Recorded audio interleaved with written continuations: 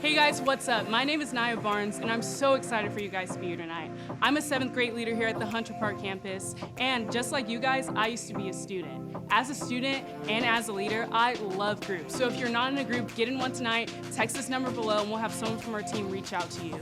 Tonight, we're starting a new series called Imposter, and my guy Scotty will be spitting facts. I hope you guys love this message, and I'm so excited for you guys to hear it.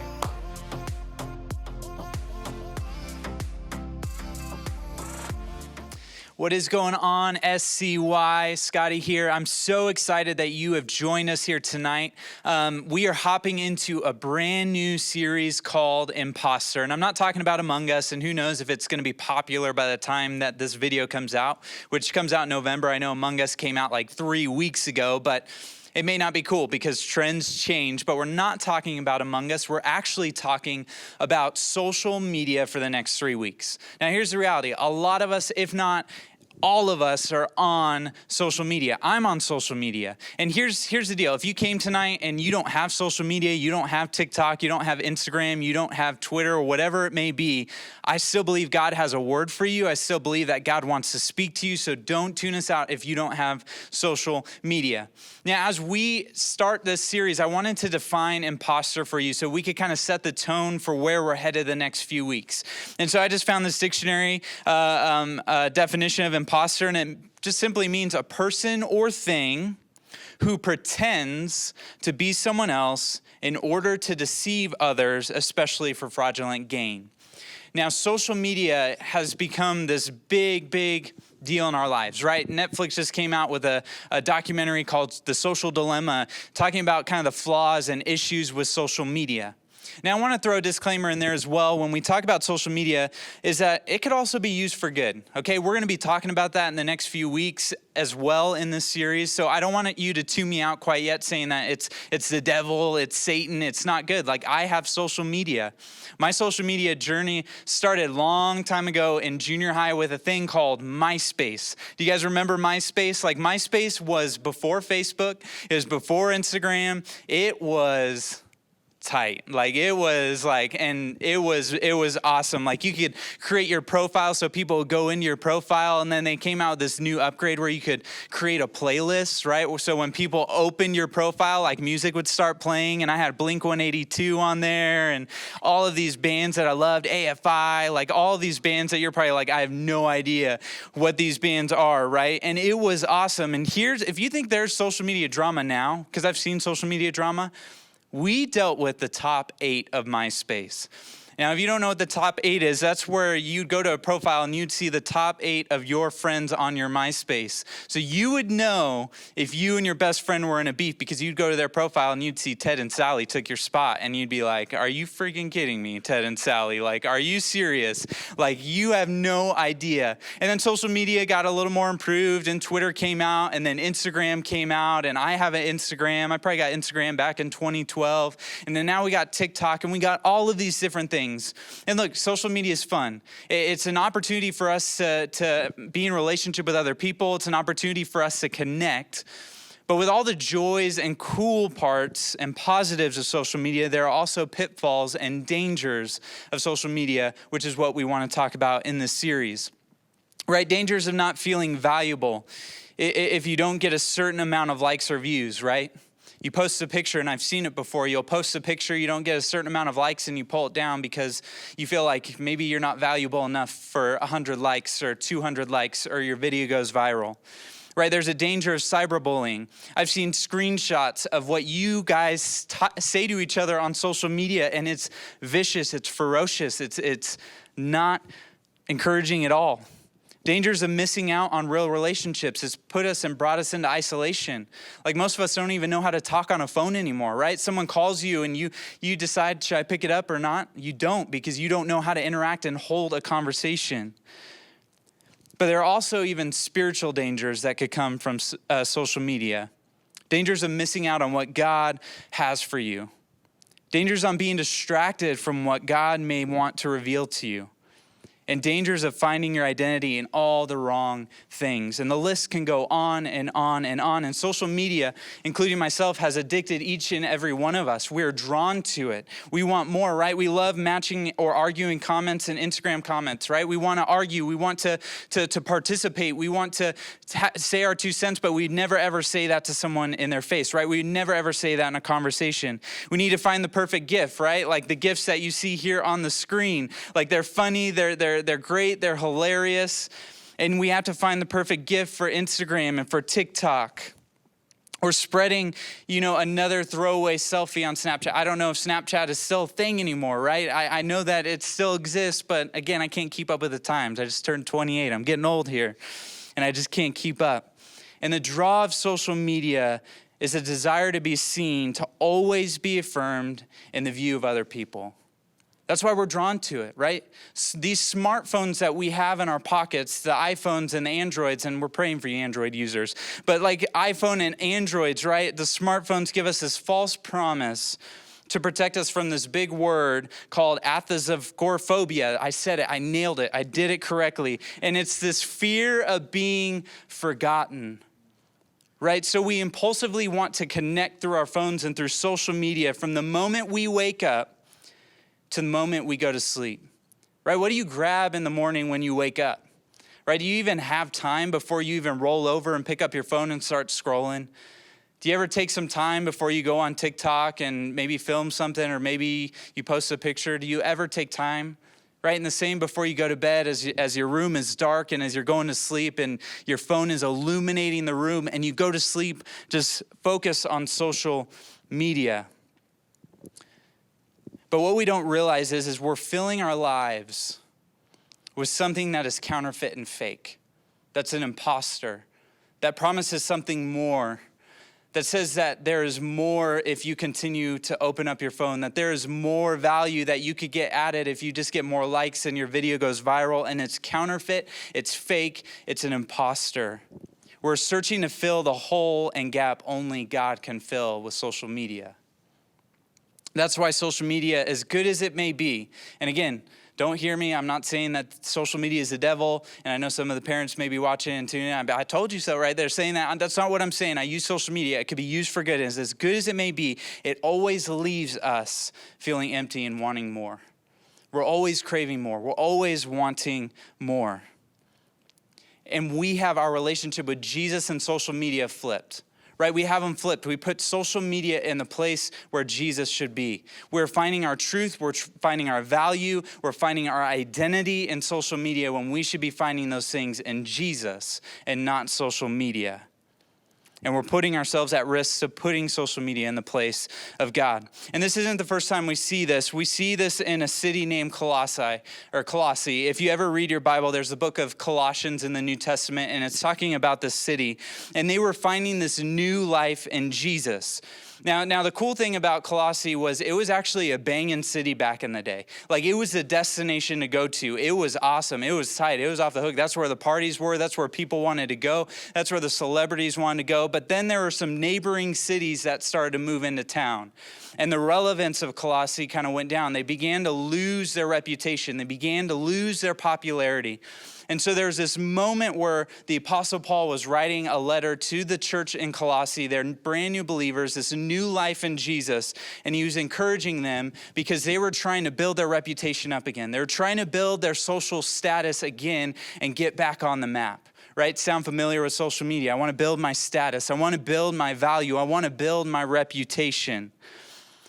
And so Paul was actually urging these believers and encouraging these believers to set their minds on things that are above and to stop thinking and looking around to build their reputation again. And I think if social media was back in the day, I believe that Paul probably would have inserted this into the conversation of saying, stop looking around. Stop looking at the things around. Stop looking for validation in social media. Stop looking for validation in what your Instagram likes are or whether or not your TikTok video goes viral, and begin to look at the things above as you are a new believer in Jesus. And so we pick up our passage in Colossians chapter 3, verse 1, and you'll see it on the screen.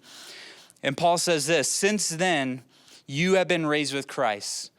Since then, you have been raised with Christ, right? You have this relationship with Jesus. You have been raised with Christ. Set your hearts on things above, where Christ is, seated at the right hand of God. Set your minds on things that are above, not on the things of earth. For you died, and your life is now hidden with Christ in God. When Christ, who is your life, appears, then you also will appear with him in glory. In a city that was trying to get back on the map, in a city that was trying to rebuild its social status, Paul is urging and encouraging these believers, and I believe he's saying to you as well, to stop trying to build your reputation and validation from other people and the things of the earth, but set your minds on things above and not on earthly things. And because we have become too caught up in the things of earth. We have put too much priority on the things of earth. Right? We have allowed these things of earth, like social media, right? Social media is huge. I mean, just pull up your screen time, for goodness sake. Like, you'll probably see that you're on social media or on your screen 6, 7, 8, 10 hours a day. We have put priority to social media, to our social circles and what they have to say about us, to what media has to say about us, right? They talk about Gen Z, like Gen Z is lazy, or Gen Z is this, or there's hope in Gen Z, and we put too much priority in this. Television, and the list goes on, and we have given priority to the things of earth to speak into our lives and distract us from the actual truth, the only truth that could come from God. And I know this to be true, like I said, because I know you would lose your mind if we were to ask you and challenge you to just say, hey, get off your phone for a full day. Like, put your phone aside, put it on silent, turn it off. Don't go on Instagram, don't go on TikTok for a day. You would lose your mind. And that's how I know we have made a priority out of social media, and we have put social media in the place where Jesus should be. And we have become addicted to this device and look to this device far too often for validation, for where our identity lies. And we use social media as if it were a compass to guide and direct, thinking it will give us what we want, but we end up craving more and more. Right? You've been there. You posted a picture, you got 50 likes, and you're like, that's kind of nice. Like, ooh, 50 likes, I'm gonna post another picture. 70 likes, oh man, I'm looking good, my hair was all done up. Or maybe you post a video and it goes viral, but then the next one, it's not viral and it's kind of a flop, and you end up craving more and more and more and more because it never truly satisfies the way that we think it should. It's an imposter. It's fake. It's counterfeit. So the big question I want to answer tonight is, what do we need to do then? Because if we're talking about social media not being so bad, and we're going to talk about how we could use it for good in this series, what do we need to do? Like, what do we truly need to do when it comes to social media? If God truly has more for us, if God reveals our true worth and value, what do we need to do? Because I'm talking to myself here. I checked my screen time the other day, and I was up to 5 hours a day. I know that there is addiction that comes from social media. I know that there is addiction from screens, so I'm right here with you, asking the question, what do we need to do? And as I was praying and processing, I kept getting this word that came to mind. And I think the simple answer is this, is realizing that everything is meaningless compared to what God has to offer. That everything is meaningless compared to what God has to offer. Fame, status, money, reputation, social media is meaningless compared to what God has to offer. And I get this, I don't get this from just my old wisdom of being 28 and getting a few gray hair, charcoaly hairs in my chin. That's not where I get it from. I get it from this man named Solomon in the Old Testament in a book called Ecclesiastes.